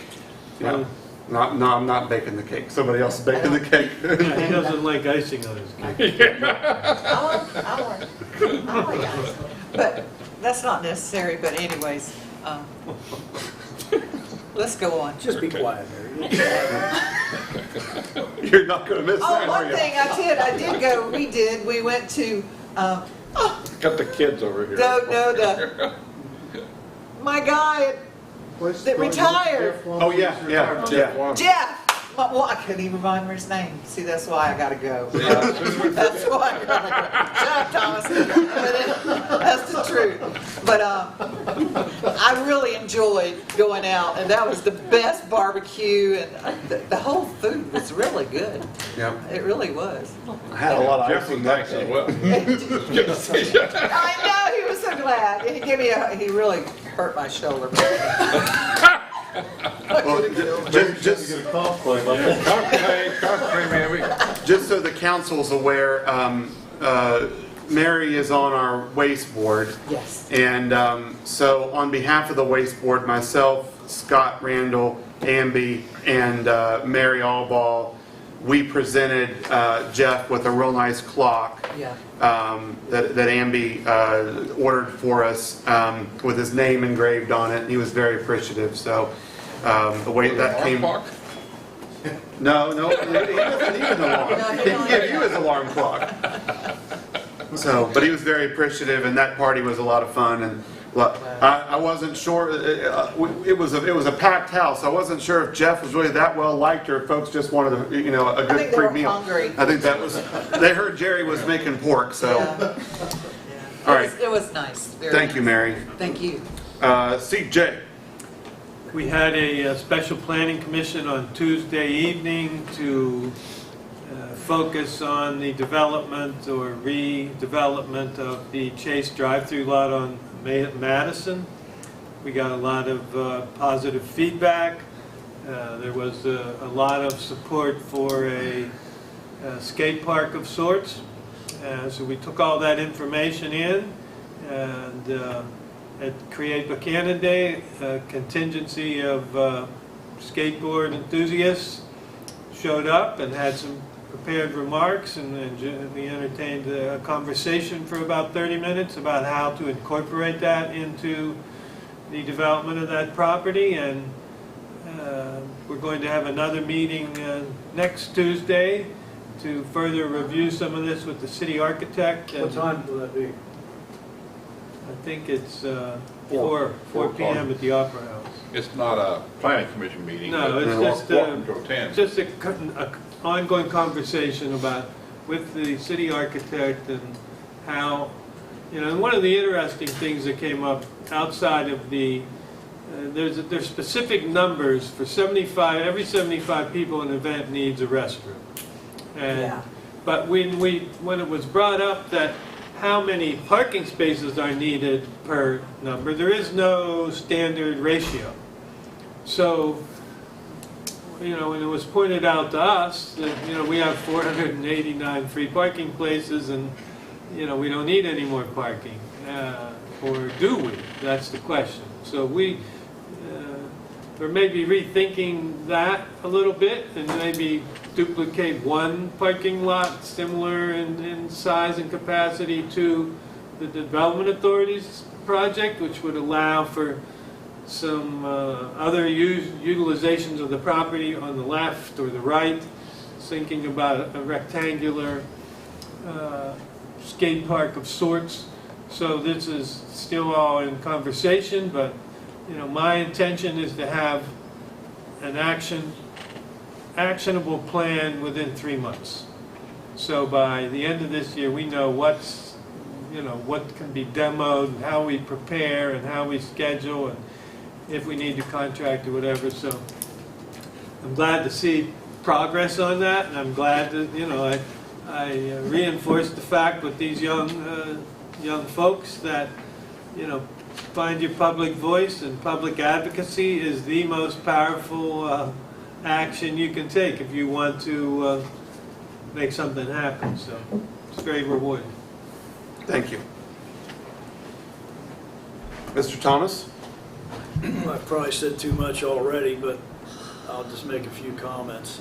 In respect to the planning for the Chase drive-through, I got some, I'm sorry I missed that last meeting, but I do remember that the city put somewhere between $35,000 and $45,000 into a skate park about 17 or 18 years ago, and was successful for a while, but then it just simply faded away. And I also remember a skate, not a skate park, but they did some work down at the split rail fence so that kids could take their skateboards and do some things there too. What I'm concerned about, if you put too much money into that particular plan, it's sort of a fad sometimes. It comes and goes, and I think that's something that we need to address. I also would like to see us, Mayor, to continue to focus on the Stockard Youth Center. I really think there ought to be, maybe previous Mayor McCauley had put together a capital campaign committee, but it never met.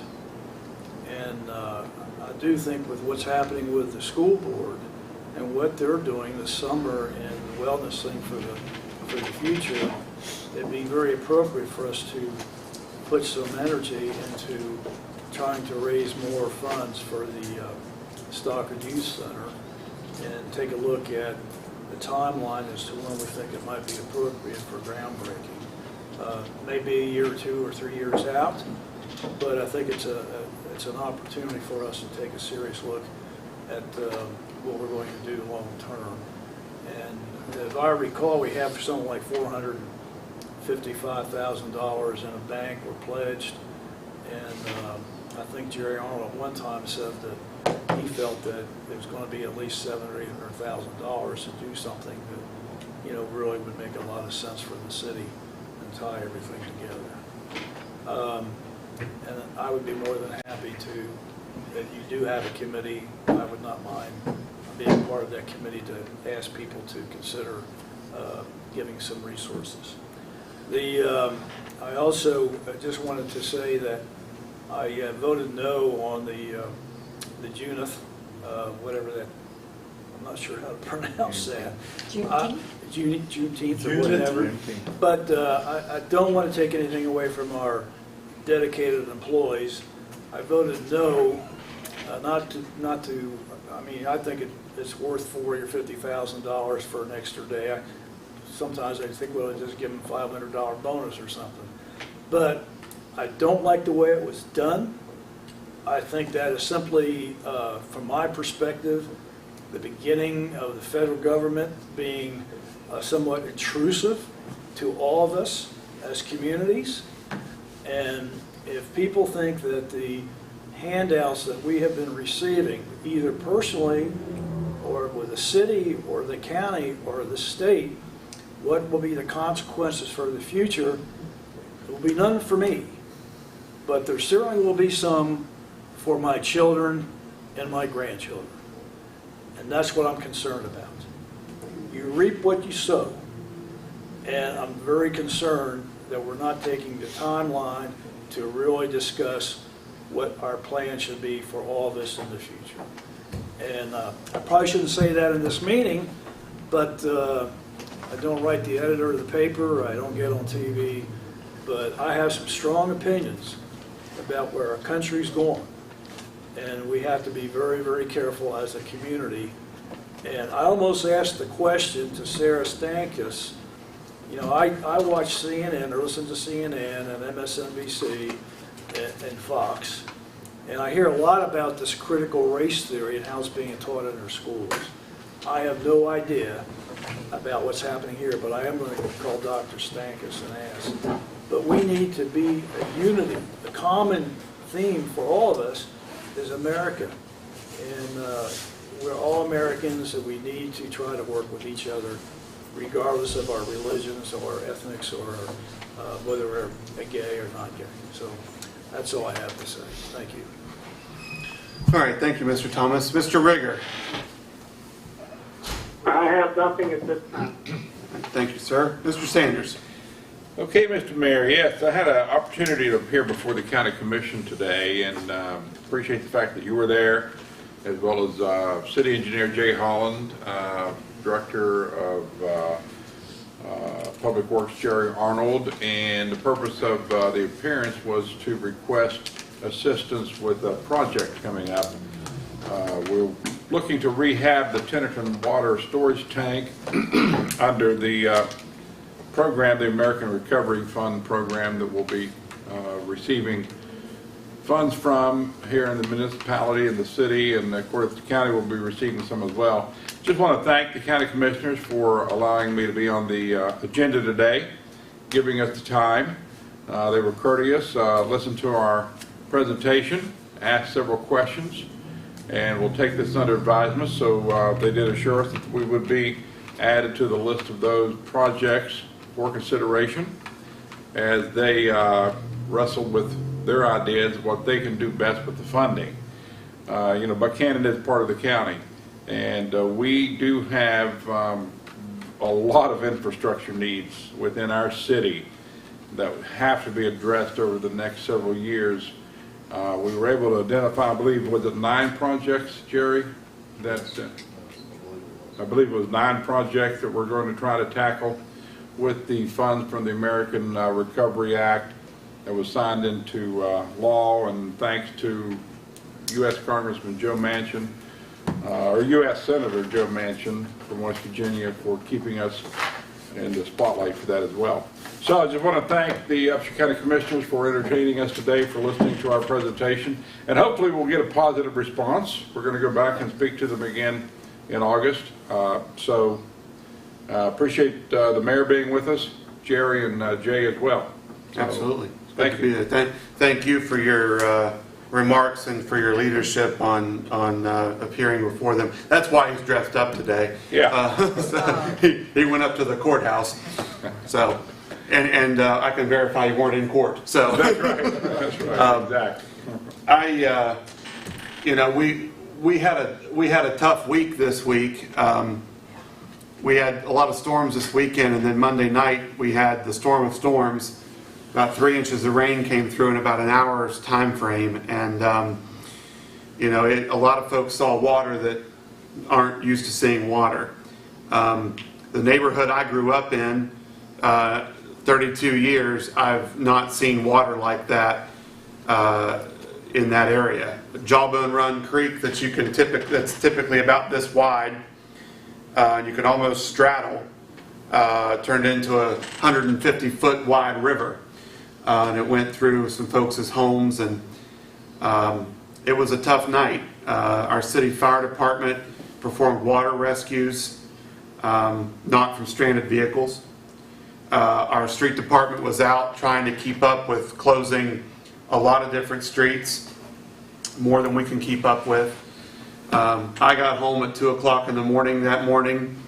I spent a lot of time with folks in the neighborhoods and in their homes, as they were upset as losing personal property, and being flooded is no fun.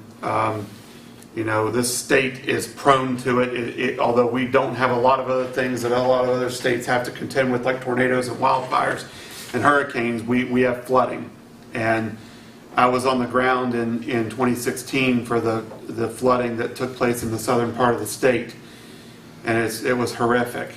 Now, luckily, we didn't see anything near that. We had a few inches in some folks' homes, particularly west of South Kanawha Street. But I want to assure the folks of this community that you know, that is not the norm. That storm that rolled through here is not the norm. The city's storm system worked. The city's storm drains work. The drainage works.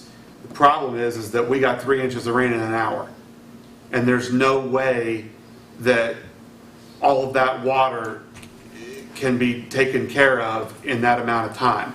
This town is surrounded by hills, and water runs off them and finds the path of least resistance in the lowest levels. And actually, some of the homes that got water, they didn't get water from the creek itself. They got water because the water was coming down the streets trying to find its way to the creek. But nonetheless, I'm really sorry for the people that lost property. I'm sorry for the expense that people have to incur to get their homes back together. It was not a fun night, but we as a community will, you know, we've endured much worse. We'll hopefully, you know, endure better in the future. But I just want to make sure that folks understand that our system works, and it can't handle. We could drain the entire city reserves and spend all of our money toward a project that relative to stormwater, and it can't handle what took place Monday night. No system is going to be able to handle it. So, Bobby, when you went down south 2016. Didn't they have like 11 or 12 inches in 2 hours? It was unbelievable. They basically had the storm that we had, except for the fact that ours lasted an hour, theirs lasted for like 4 hours. But it was like 13 inches. It was, yes, it was an awful lot of rain. So we saw what 3 inches of rain did to Buckhannon. Imagine what those folks went through. And it's possible here. But That's what's scary. it is, it's possible here. But we just have to do a better job of being prepared. And we've got great employees, and I appreciate everybody that came out Monday night to help folks and to work on getting the streets secured. So with that, again, I'd ask Jerry just to pass that along to the street department, and we thank Chief Kimball for the fire department and getting all hands on deck with that. So if nobody has anything else they'd like to add at 9:15, I'd entertain a motion that we adjourn. So moved. Okay.